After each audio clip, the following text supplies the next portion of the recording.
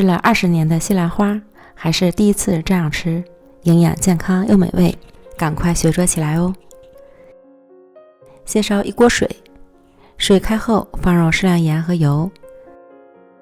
倒入270克西兰花，焯水1分钟。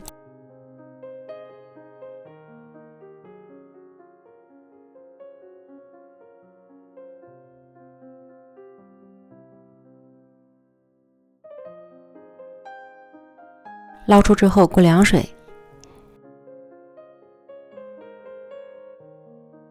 然后将西兰花切成碎末，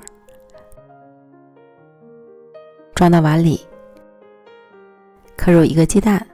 再加入2颗盐和1颗胡椒粉入底味儿，拌匀。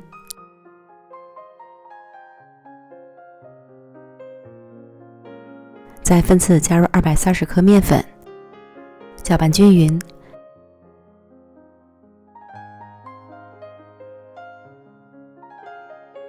面粉的用量要根据西兰花的干湿程度适当调整。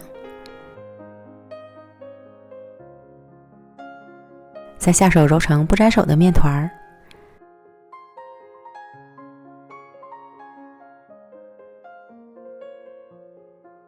双手抹油，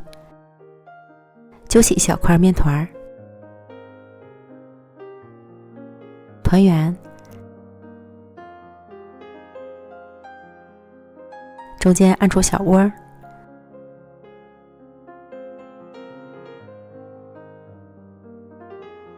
做好后依次摆入到盘里，然后在每个的小窝里刻入1个鹌鹑蛋。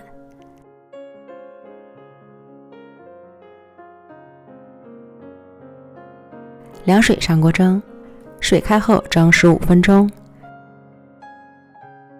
蒸熟后取出来。接着来炒个料汁，锅中油热后下入蒜末、小米椒爆香，再加入适量生抽、蚝油，翻炒均匀，再加入清水，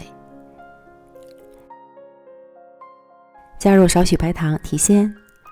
煮开后淋入水淀粉勾芡，